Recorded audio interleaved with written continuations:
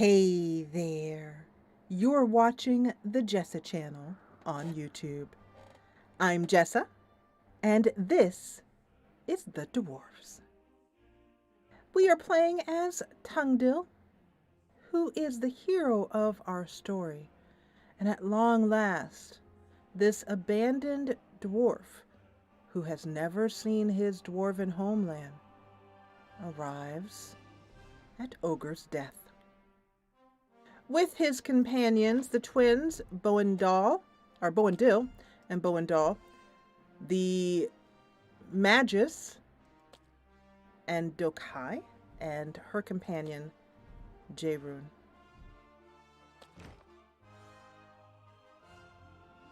We are going to continue, and finally Tungdil is going to find out why the High King of the Dwarves, why he has been called. You've been traveling through the desert for days. The sand is simply everywhere. In your shoes, under your clothes, in your mouths. Even the makeshift cloths that you've wrapped around your heads is of little help.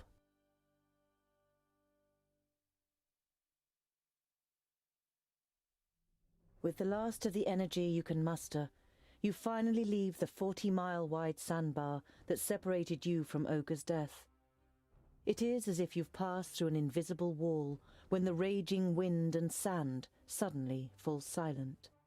In front of you, an enormous massive towers into the sky, the Blue Range.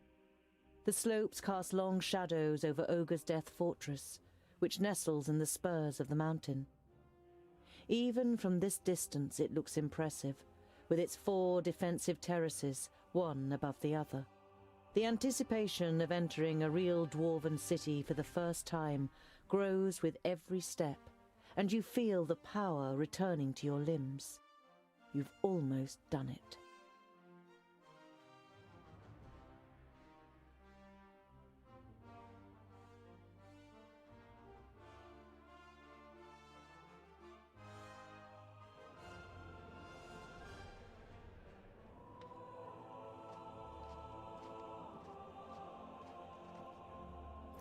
My High King, you have called me to succeed you to the throne. Here I stand before you. Well, before you are chosen as the successor to the High King, hear, King Gandagar, the challenges that await you. Hordes of orcs are rampaging through the north and the west, and the perished land is stirring. It would seem that the Magi cannot sustain the barriers. This gives us an excellent opportunity to attack the last elves in Alandor. They are weakened. The perished land afflicts them. Let us wipe out the traitors once and for all. Yes, right. Exactly. Hear, hear. Madness. What are you talking about? I do not recognize you, King Gandagar, in what you are saying. The elves are inhabitants of Girdlegard. Has your hatred for them clouded your senses to the point that you wish to ignore the words of our god? Belendelin's gaze falls, as if incidentally, on the King of the Fourthlings' advisor. Or is someone giving you bad advice? On the contrary, it was Bislipper who finally supplied me with the proof. A report titled How the Fiflings Lost the Gate. It was the elves that poisoned the brave Fifling warriors in their stronghold. A devious disease spread by the pointy ears in the shafts of the Grey Range. Impossible. I always knew it. Treason. I don't believe They should that. pay for it. To the pointy ears. Enough! Don't be so short-sighted! We are talking about the safety of Girdlegard. We must reach out and forge a large coalition with the elves. Yes, and even with the Thirdlings, if we are to defeat the perished land. My High King, you cannot be serious. Drivel from a dwarf who has grown too old in his post. Are we not here to choose a new High King? We have waited long enough.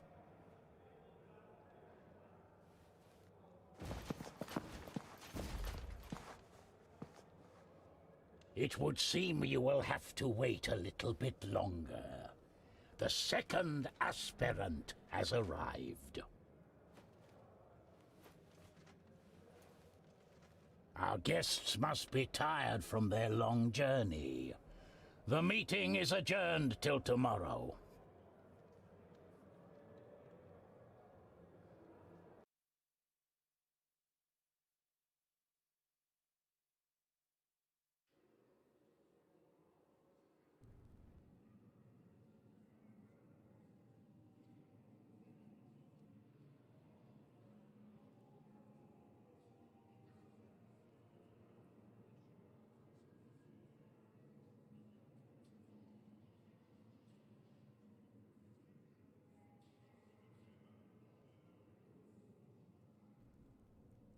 But why do you think that I... Everything will become clear. I've had a room prepared for you. Before you take to your bed, please pay the High King and I a visit in the throne room.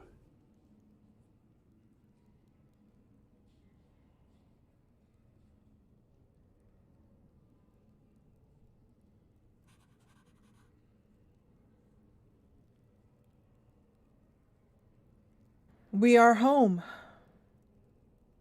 Safe and sound. Well, at the beginning of the story, our home was in the vaults. But that is all gone now. The Game of Thrones. We are impressed to see a dwarven fortress for the first time. And then even Olger's death, the fortress of the best stone masons in Girdlegard. But what was it that the High King Gundrabar has said? You're a... No, that can't be. We are a aspirant to the throne, an aspirer. That's impossible. We're just a simple blacksmith. That's impossible. The twins await us here as we look over this beautiful, beautiful place that the dwarves have built over so many eons, so many cycles.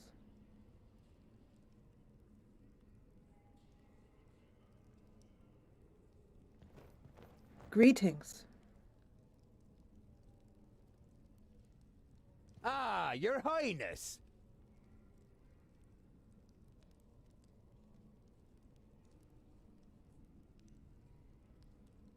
Your Highness. How could you speak to me, Tungdal? Your friend. I'm just a simple blacksmith and well you know it. What do you think is going on here? What is happening? Tell me, speak to me, my friends. Heir apparent? What do you know? Spit it out. A slight expression of guilt flits briefly across Boindill's face, but he's soon back to his old self. A scholar as High King has something to it. You'll certainly have our votes, that's for sure. Boindall nods in agreement. As High King, you could unite the kingdoms and get them to do battle against Nod-On. You look at your friends and aren't really sure whether they are trying to pull your leg or not. I can't be High King. I got all my knowledge from books and you're pulling my leg, right? The twins' grins grow ever wider, and it would seem they can hardly contain themselves. Just talk to High King Gundrabur and Belendalin. They will explain everything.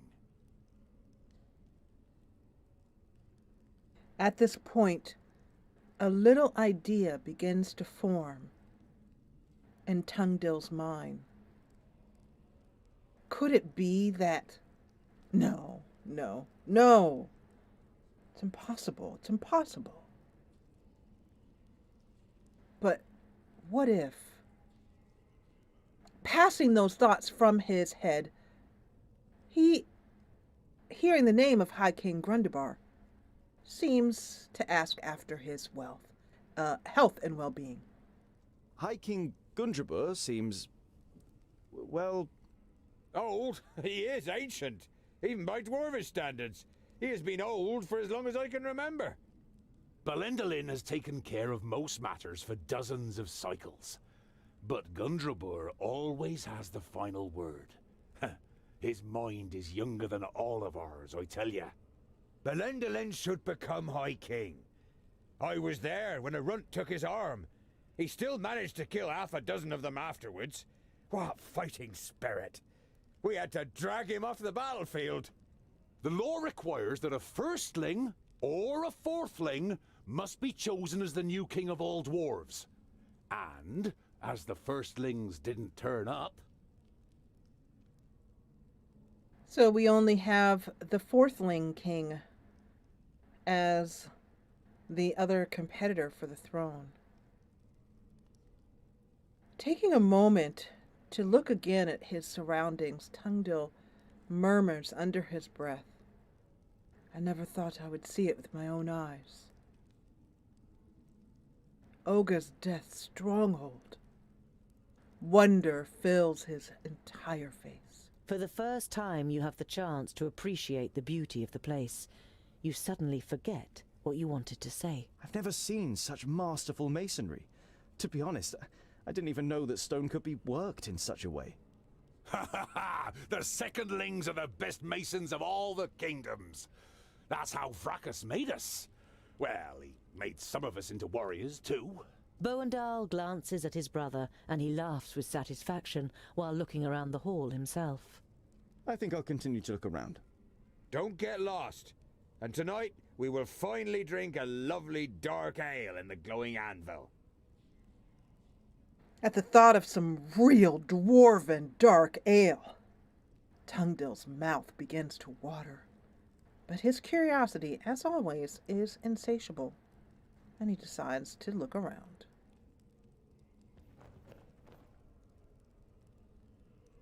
That is the way to the throne room. And these are the twins. Let's see what's here.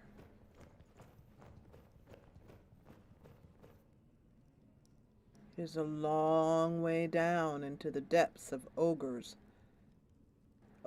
depth. Ogre's death. We can look down into the abyss.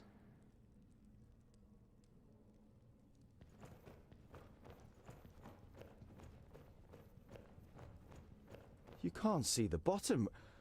When the secondlings named the Blue Range their home, there was nothing here but hard rock and a few small caves.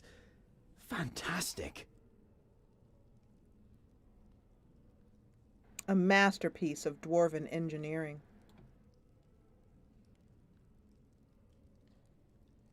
There are two dwarves here. I suppose it seems we may not pass. Perhaps this area, it looks to be closed off. Perhaps residences. It is unclear.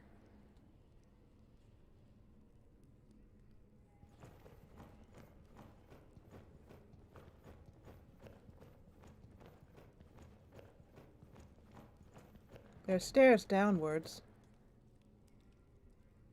I don't know if we can... No, we cannot. We could get totally lost in this place. Here's a chamber here. And it seems we may not go this direction. Let's go into the chamber.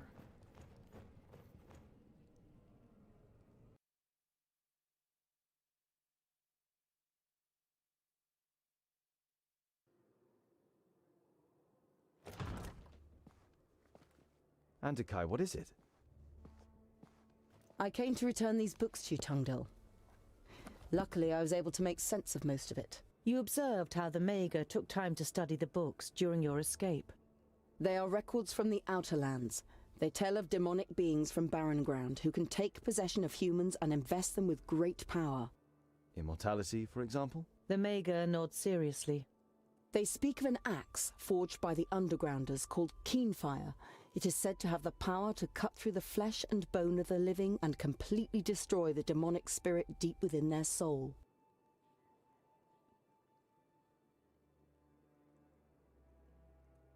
So, Tungdil, recalling that in Gorin's books, the very books that the mage has just dropped here on the bed, that there was talk of a demon. Maybe that is it. Maybe a demon has possession of Newton, the knowledge lusty, now known as Nodon. So you think a demon from the Outer Lands has taken possession of Newden? He looked very different when I encountered him in Parista, and he rose from the dead even though you cut off his head. That can't be explained purely through the power of the perished land. And he wanted to prevent these books from falling into our hands. That would only make sense if Keenfire had the power to defeat him.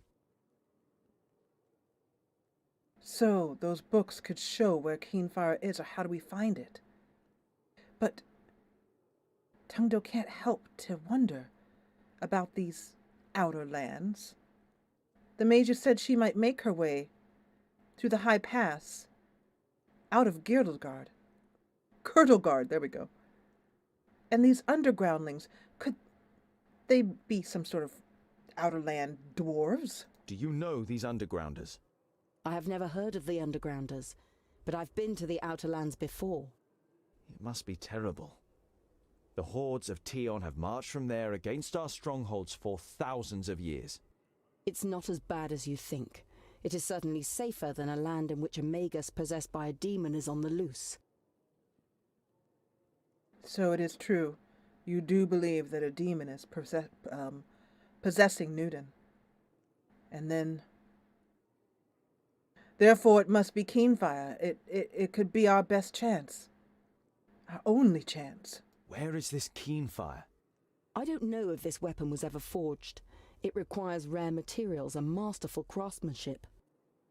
The purest, hardest steel, stone barbs decorated with runes, a hilt of Sigurdaisy wood, inlays made of all the noble metals, the blades studded with diamonds, smithed in the hottest forge.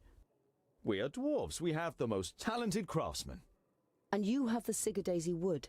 It is amongst the objects in your rucksack, which is fortunate as there are no more Sigurdaisies in Girdlegard. But even if you manage to forge the axe, it might all be just a fairy tale. It's too little to wager our lives on.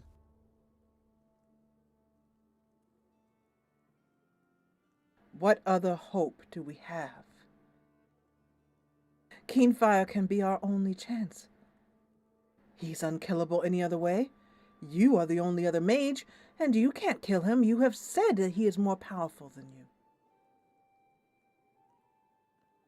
It's our only chance. Let's forge it. We can get all the missing materials, as well as a gem cutter, here in the stronghold. After all, Gandagar and his fourthlings are here. A stonemason from the secondlings, and I can smith. The Mager looks at you thoughtfully, and for a short time it seems as though your enthusiasm is rubbing off on her. But then she says, I wish you good luck, Tungdil. You still want to leave Girdlegard, but what will happen to your realm and all the other realms? I admire your optimism, my friend, but it isn't wise to stand in the way of a rolling stone. I don't wish to give up my realm, but I would only be prolonging the suffering unnecessarily. But... You don't want to let the last Mager in Girdlegard go. Unfortunately, you can't think of anything that could cause her to stay. Many thanks, Honourable Mager, for all that you have done.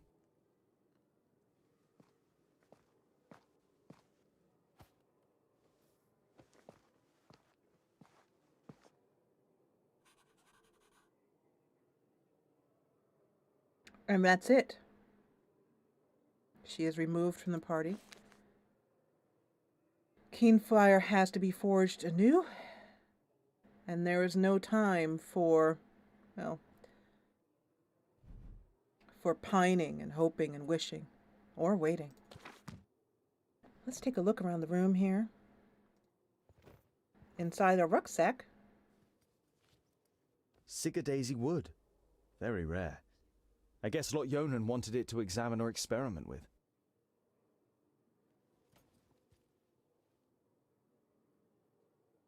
You are exhausted from your adventurous journey, but it would be impolite to just go to bed if the High King is waiting for you.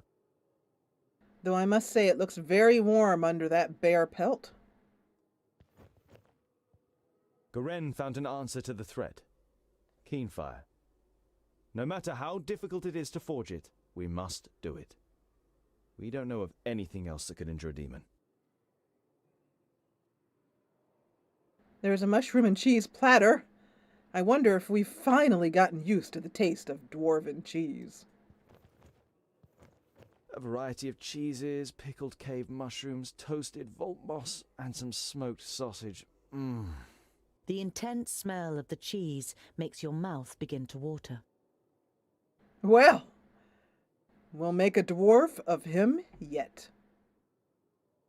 Let's leave the chamber. It is time to talk to the king.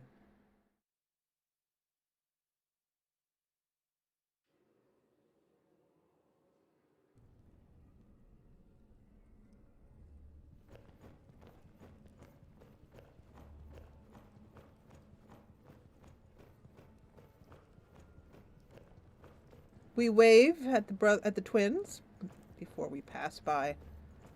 We shouldn't leave the king waiting.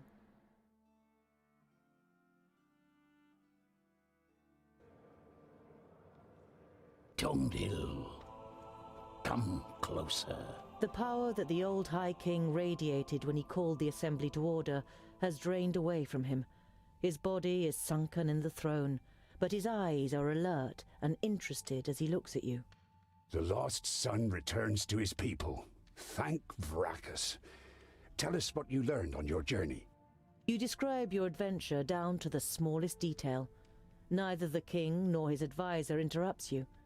From time to time they nod, as though they were already aware of certain facts. Their brows become more furrowed with every passing minute. When you are finished with your story, you also have some questions.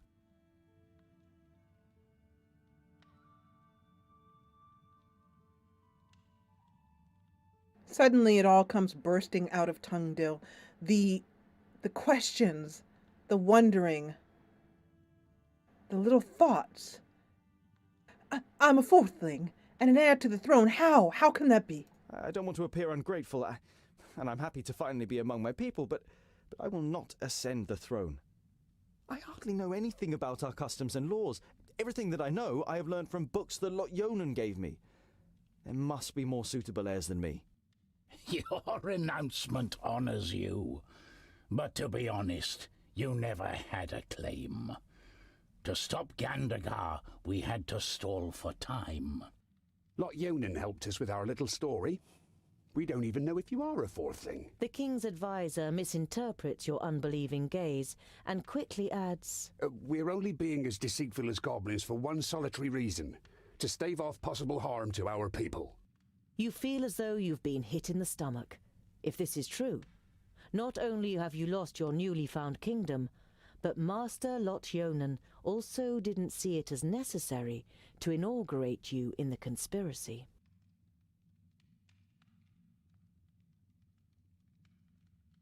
With a woomph of feeling, Turgdil, he shakes his head. And he thinks, I can't believe I thought I might have been the king's lost son. I was a fool. I feel like a piece in a game. What game is being played here? Gandagar, as king of the fourthlings, is to supersede me as High King, but his mind is poisoned with hatred towards the elves. He would probably win a war against them, but he would weaken us, and Girdlegard would not be helped by this. I was hoping for a great coalition with the elves, and even with the thirdlings. I would have given anything to start the negotiations. In times of great need, only the common goal can count. And which role have you planned for me? Well, with you as a second aspirant, certain possibilities of protocol open up to us.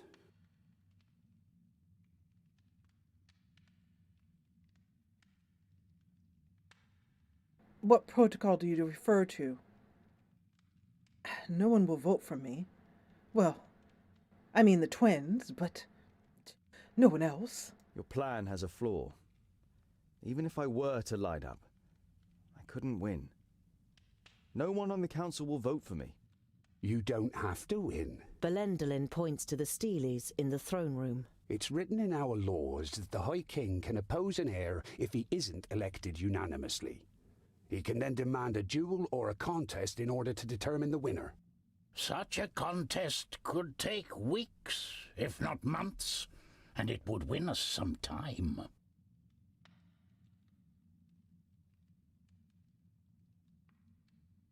What kind of contest? What exactly would it consist of? More fighting? I'm not a fighter. I mean, I've learned a bit on the road from the twins, but... What kind of contest would you have us compete in? Gandagar is surely superior to me in many things.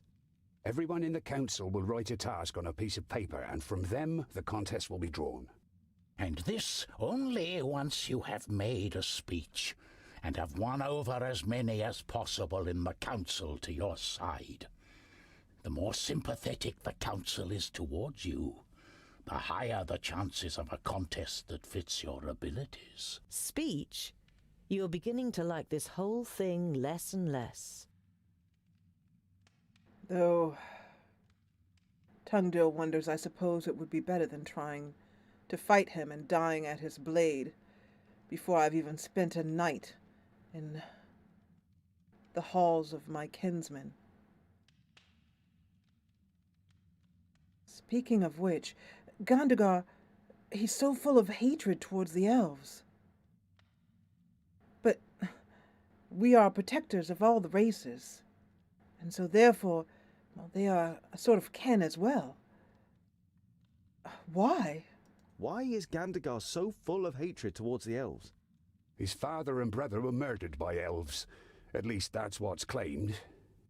No one knows the truth, just as no one knows how true this report about the Fiflings is.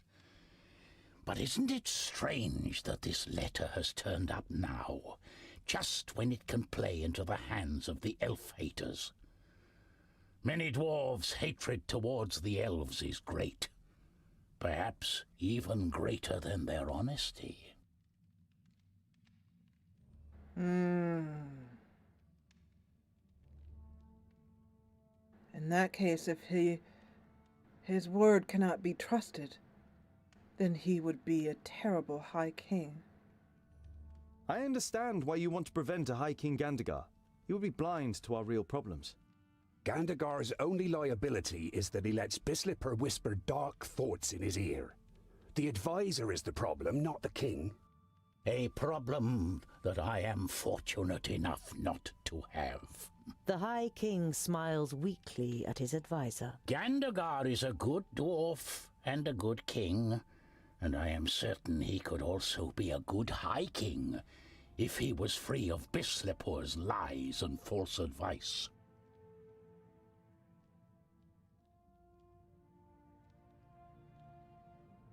Are you sure? I mean, I'm sorry to question you yet again, High King, but in all honesty, I must speak my heart. Are you sure that's the best for our people? Is this really the best for our people? If you cannot dissuade Gandagar from carrying out his plans, it could end in a fraternal war. Don't worry. We'll open up his eyes and he will recognize the malice of his feigned friend. We just need time, and you must gain it for us. Of course. Suppose I could give a speech? All right then. I am ready to do it. But I will need all of your support. You can be certain of it, Tungdil. Belendalin smiles at you encouragingly.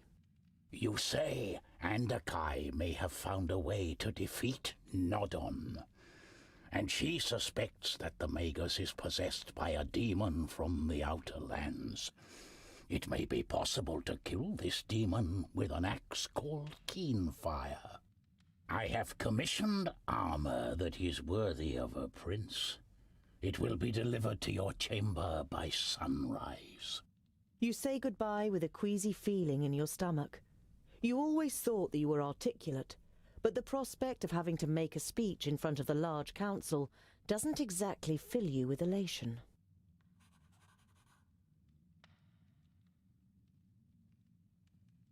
We must make our way to our bed and hope for, well, good luck on the morrow. The High King's advisor has the build of a warrior. His eyes are like those of a bird of prey, and you can see a keen intellect behind them. Even for a dwarf, High King Gundraber is very old. His long white beard suggests 500 or more cycles. He seems weak, but when you talk to him, you feel an aura of grandeur.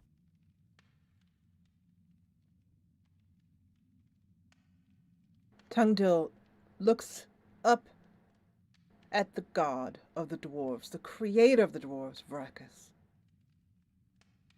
Vracus, who made the dwarves of stone, has himself been hewn from stone by these self-same dwarves.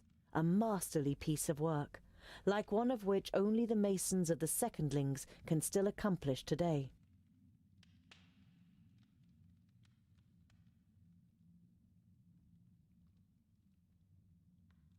I think we must make our way. Oh, there is the coal fire. Let's just do a roundabout here. The coal fire is lit when the kingdoms meet for council. It has lain dormant much too long, until it was finally lit again a few days ago.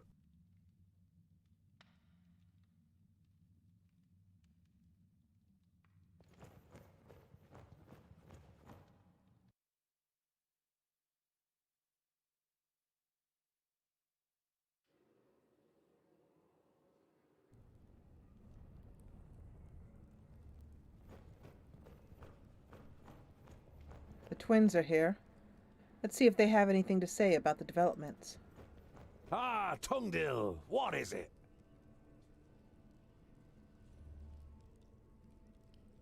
Well, I don't know where to begin, he says. The High King wants to set me up as a rival to Gandagar in order to delay his coronation. The High King and his advisor don't know where I come from either.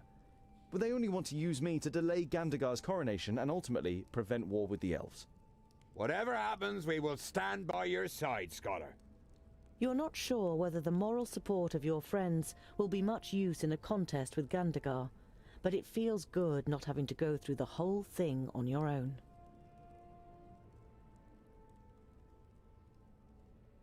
Tungdil begins to turn away, to make his way to bed before remembering the bed on which the books that Andokai has deciphered. He turns back excitedly to the twins.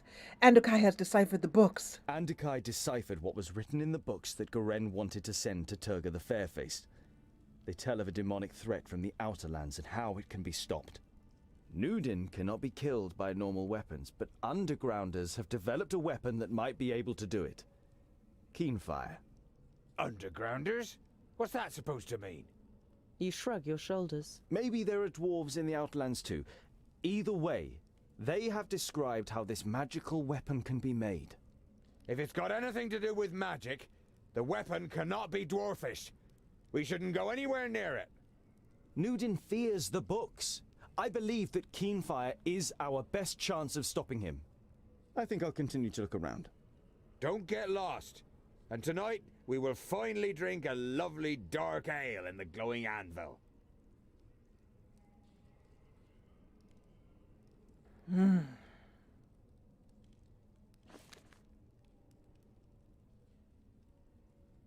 Let's see here.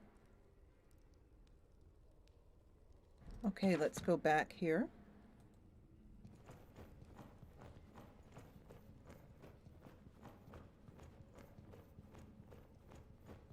Tungdil is excited about the possibility of forging Keenfire and wondering what his new armor might look like.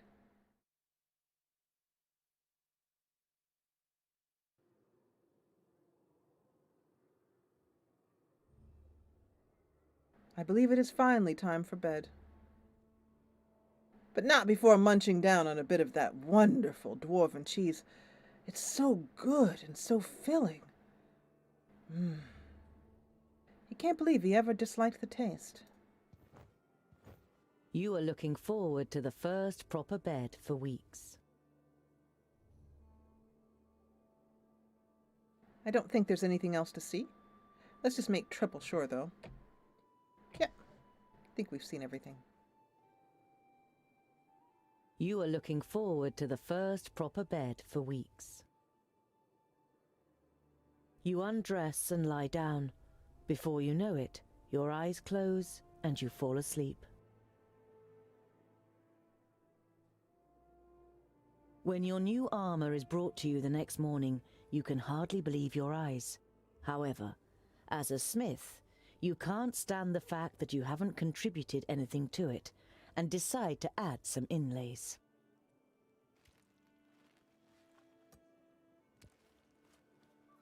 Even one who wears the armour of a prince can still be a farrier underneath it, don't you think, Tungdil Bolafar?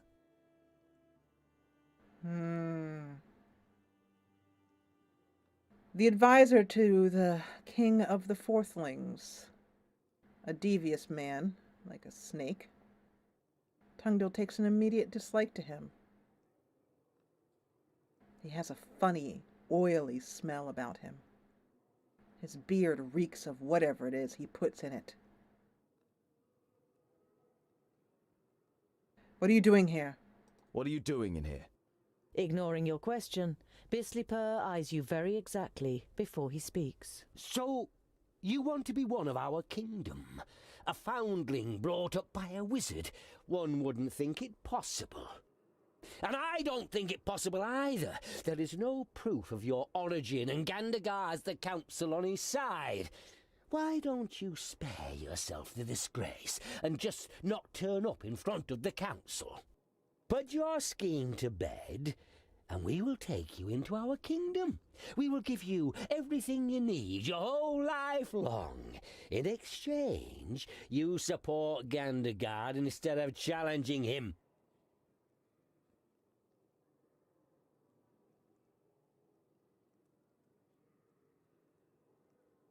So,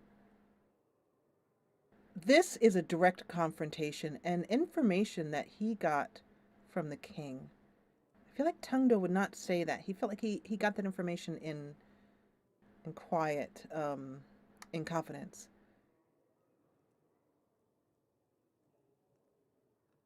I think something like, I think he would puff up his chest and try not to look comical while he says, just wait. Just you wait for what I have to say in my speech. Children of the Smith cannot be silenced. You are a dwarf, I confess, but no fourthling can remember a dwarf child ever going missing. And you know thousands of the fourthlings personally, and know exactly where they live in the mountains, what they're planning, or what small tragedies take place in their lives? You have a sense that all the long evenings in the library and debating with Lot Yonan weren't for nothing, as Bislipur struggles for a reply, then lets it go. Well, if being a king of the dwarves means arguing people down to a nub, we'll be perfect. And if I don't take up your suggestion? And what if I don't withdraw my candidacy? You wish to stand against your own king? A stray dwarf offending a deserving leader such as Gandagar through his claim? No one in the Brown Range will like that. Prepare yourself for life as an outsider among the fourthlings. Well, I've been an outsider all my life, and well, I suppose it wouldn't be any different. Plus, there are still the secondlings and the firstlings.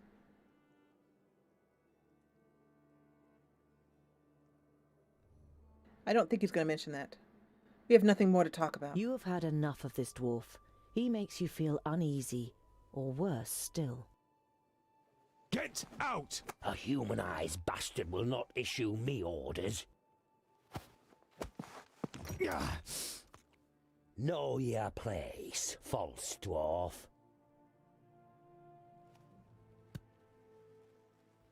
Hmm.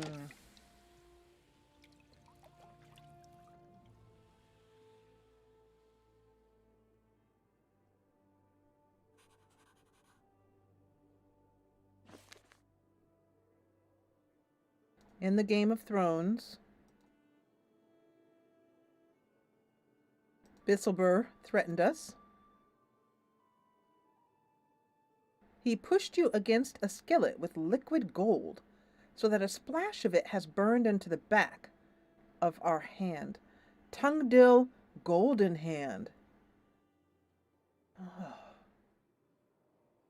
It flashes into Tungdill's mind. That's an honorable dwarven name. Tungdill says he will go for it. Go by that name from now on, as he nurses the wound. Tungdill Goldenhand. It has a nice ring to it.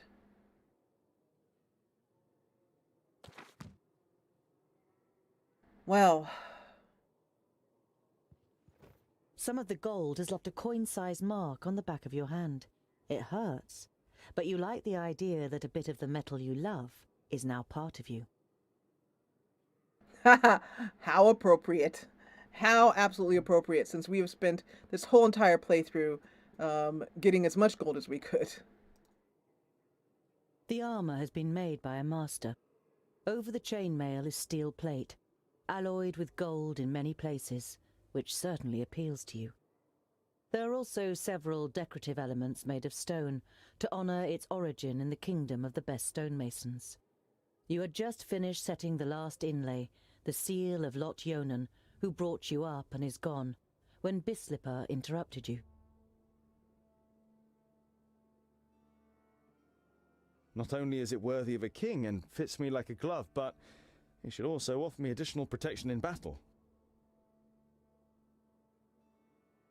Wonderful. Our new armor. It's beautiful. And proudly in the center is both the symbol of Lot Yonan and also the symbol of the High King of the Dwarves. Tungdill doesn't see any reason to forgo his ancestry, his bringing up. That's who he is. To stand and be proud of that. Tungdill Goldenhand. That is the way. From now on. Taking one more look at himself in a bit of polished glass next to the bed, he is ready to pour forth from his heart, use what cunning he has to bring forth the support of the council.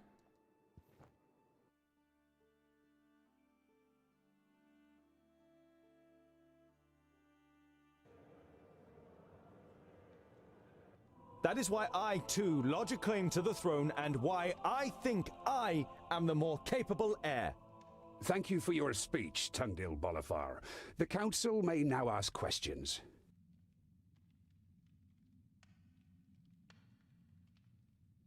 All right. So we have a secondling, a fourthling, and Bilsipur. We're going to save Bilsipur to last, just to let him know he's not important. Let's call up the secondling first. Yes, the dwarf from the Secondling Kingdom over there.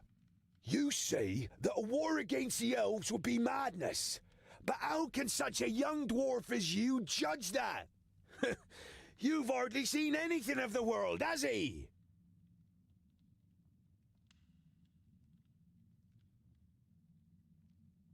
I definitely don't think he would say we would lose a war against the elves. That's just going to make all the dwarves side with the other dwarf, just for they don't want to feel like losers.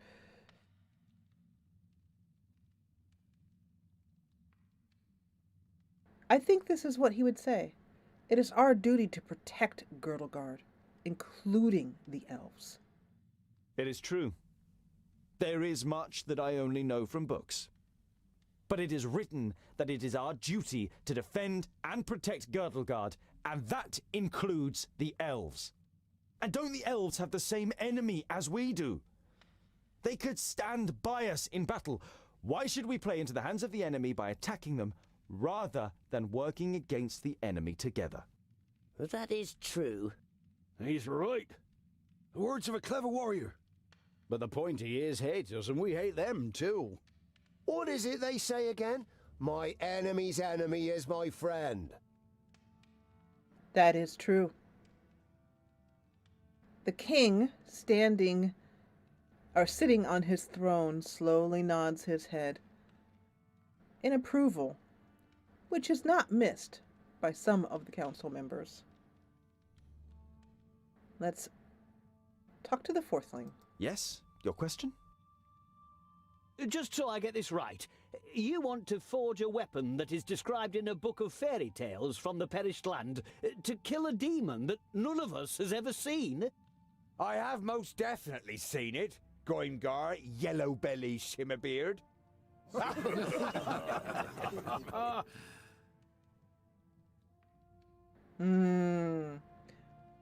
Yellow Belly is not happy with this and having been made fun of, but he can't deny the fact that the twins' words have always been honest.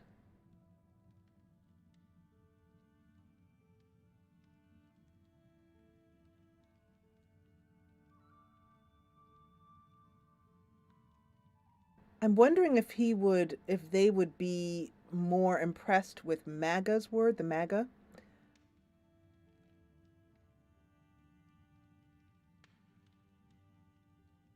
The dwarves must act. I think this is what he would say. For some reason, dwarves, he knows and has learned enough that dwarves don't really trust magic. And mentioning a Maga, especially when one of the Maga has turned traitor, the Andokai, they might know that she can use both the darkness and the light. They wouldn't trust her word. But they would like the king or one of the questers for the throne. They would like him to stand up, to speak about what must be done now, and not fanciful magical words.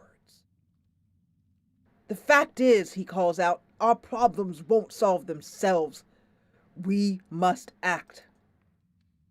We have seen the perished land with our own eyes, and its master Nodon could not be killed.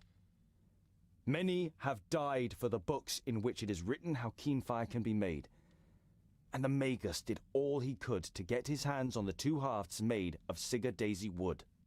Those are the facts, whether you like them or not. These problems won't solve themselves, so I ask you, is it the dwarven way to step aside and do nothing, or is it our way to act? To act! We don't hide away. If the humans won't stop the perished land, then we will. We shouldn't get drawn in.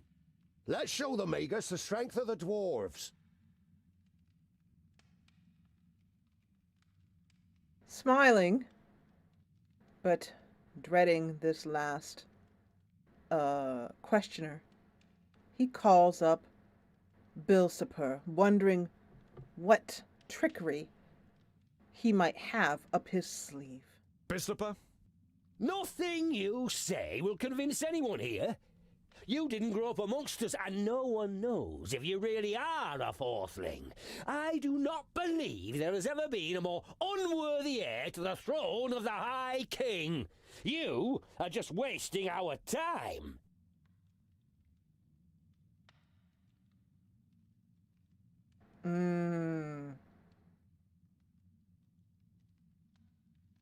I don't think the dwarves would really be too focused on new ideas. They want to keep their ancestry, their history. But no dwarf should cower about what he's done, or as if he has been honest and true of heart. And yes, he was raised by a magus. He can't change that. So be it. In fact, shouldn't my deeds count more than my ancestry? I am here now. The twins speak for me. I have been an honorable dwarf. Should that count for nothing? It's true. I have nothing to present to you regarding my lineage that would eliminate all doubt. But is that really important? Should my deeds count for more than my lineage? Let me prove what I can achieve. As long as he's capable. Well, when you put it that way. Lineage is important. And if you aren't capable of anything? I have heard enough. The council has heard the words of both candidates and must now make its decision. Those of you who wish to see Tungdil Bolafar, the returning son from the Fourthling Kingdom, as my successor, raise your axe. Axes are raised and waved. And those who wish to see Gandagar Silverbeard from the Silverbeards, the king of the Fourthlings, as my successor. Also, Gandagar has received more votes. Very good. Ha ha! Ha ha! Excellent! Here's to Gandagar! Long live our new High King! However, the result was not unanimous, and as acting High King, I avail myself of my right to demand a contest between the aspirants. What is this? But he won the ballot. It's the rules. The High King has the right to do so. Respect! He is still the High King. Silence! You have heard the High King's command. Write down your challenge for the aspirants.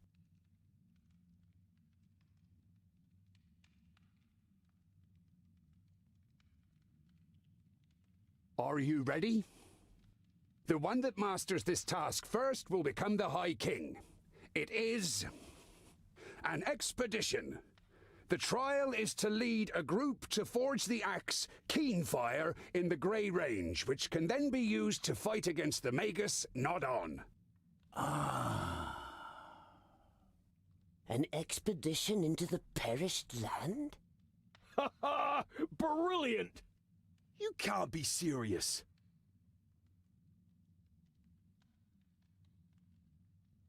That's what I call a worthy challenge, don't you think? I call it luck, Scholar. Of all the challenges, Bislipur draws this one. Ha ha ha! Yes. Luck.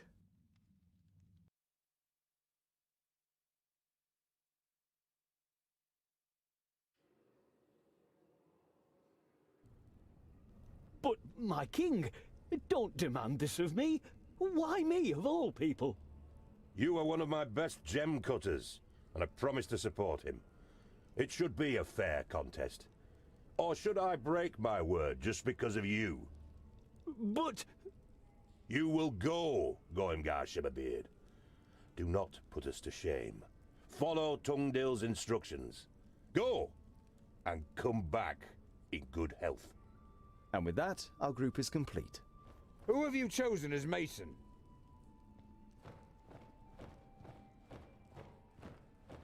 Good day, gentlemen. Bavragar? The old drunkard? Old drunkard? He assured me he's the best stonemason here. The High King himself sent him. Well, I said I was precisely the stonemason you need. I didn't exactly say I was sent by the High King. You let yourself be tricked by a drunkard. I don't want him with us. Rest assured, Boindil, I too could imagine better company. But Tungdil gave me his word. Yes, I gave you my word. And as long as you are capable of doing the stonework needed for Keenfire, you are welcome. Girdleguard is at stake here. I wish you no ill fortune, Tungdil, but also no good fortune. The throne belongs to me, and through my victory, Vracus will show the clans.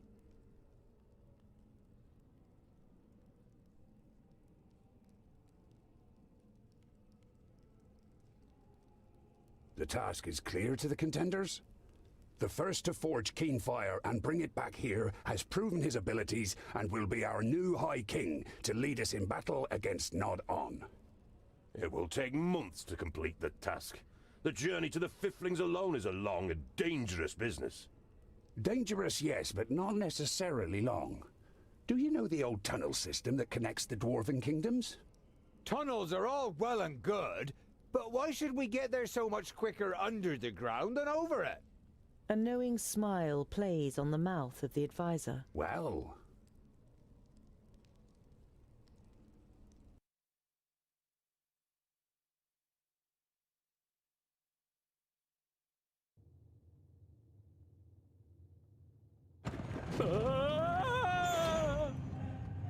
Ha! Woohoo!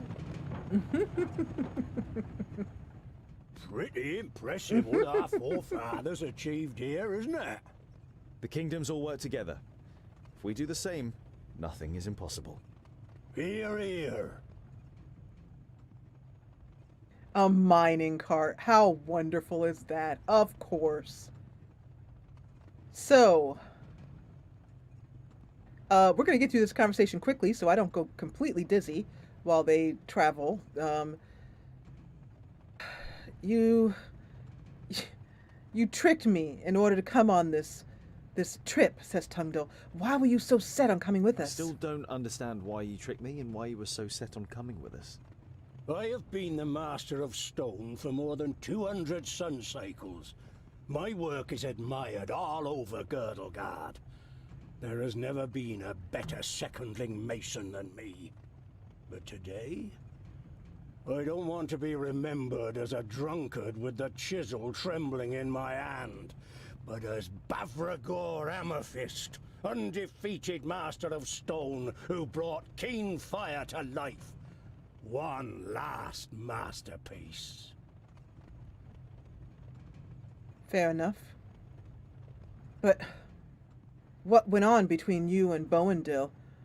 You are both have a bit of animosity towards the other. I hope you understand me asking, but there seems to be bad blood between you and Boendil. It's nothing that will endanger our mission. We've just always hated each other. There's more behind it than commonplace hatred. Bavragor doesn't react. His gaze is directed towards events that took place a long time ago.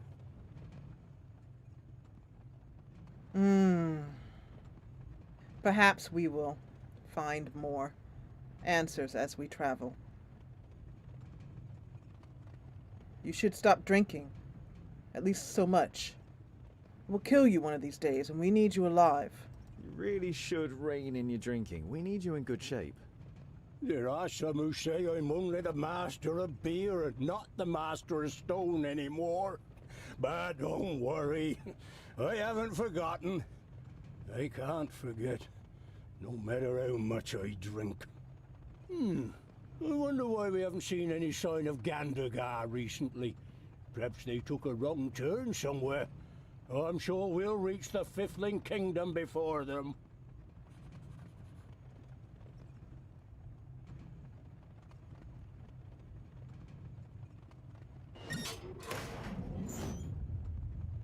We're not on the way to the Fifthlings.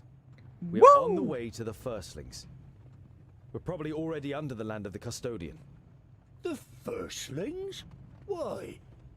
The Firstlings have been the best smiths in Girdlegard since the Fifthlings were wiped out. Only they can alloy Teonium and Palladium, which are actually mutually repellent.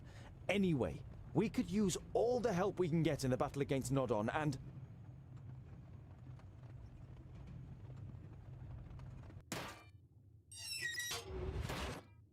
Uh-oh. Treachery.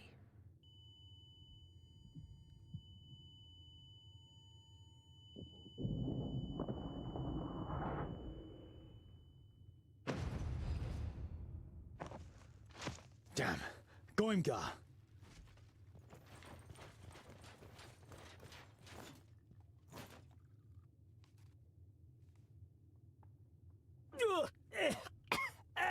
It burns! We won't get further this way, Scholar. What now? It's all your fault, you imposter. I was nearly killed, and for what? It is good that you are still alive. We need you for our mission. So you can steal a throne that doesn't belong to you? Hatred glints in the gem cutter's eyes, and for a moment you think he's going to attack you with the courage of desperation.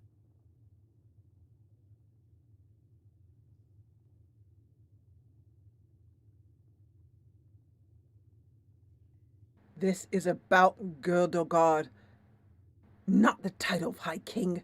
Can't you see that? I'm not interested in the title of High King. I am trying to save Girdlegard. Even if you don't believe anything else, you must believe this. I don't have to believe anything. I am here against my will. My own thoughts are my only remaining right. Enough! Gather up all the materials we can still save. If we manage to reach the Firstlings, we can get anything we're missing there. And it should be less than 200 miles to their stronghold.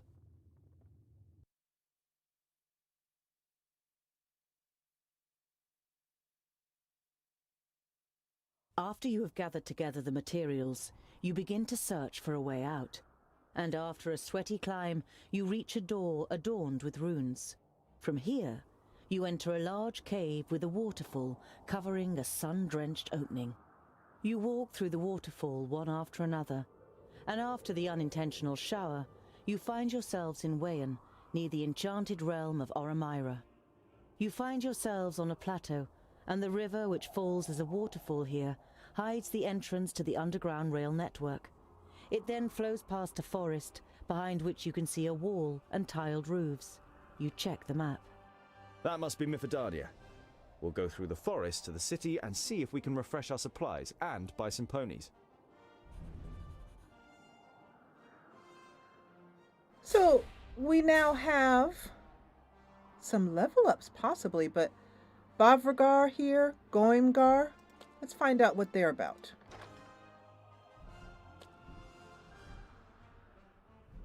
And it looks like we are not going to be controlling him. But he has there's a handful of glass stones and can thereby lure attackers. Ah. Rams his shield into an enemy's face, knocked down. Hide. He is a coward. He does have a hide effect. That's awesome. I'm wondering if... Yeah.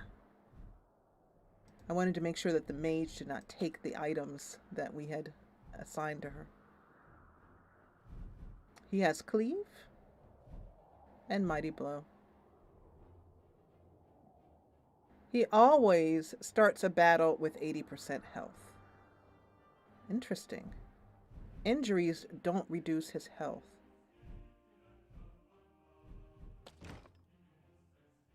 The next part of our journey, the journey to the Firstlings. We've decided not to travel directly to the Fiftlings realm in the north. We want to pay a visit to the Firstlings in the west. They are the best smiths and the only ones knowing how to merge the different metals with each other. On the first days of our journey, we have made good progress, and then an accident forced us to continue our journey over ground, which I still say was not an accident, but perhaps treachery. Anyway, we will find out if that was indeed treachery. And more about this story in the next episode. This is the game, The Dwarves. I hope you're enjoying it. If you are, please let me know in the comments below. And also, this game is inspired by, or is basically the gamed story. The story of this game is also in a book called The Dwarves, and you can see that book in the link in the description below. If you enjoyed what you saw, please hit the thumbs up button below, and if you loved it, join the party and subscribe. I'll see you back here for more of The Dwarves in the next episode, and thank you, as always, for watching.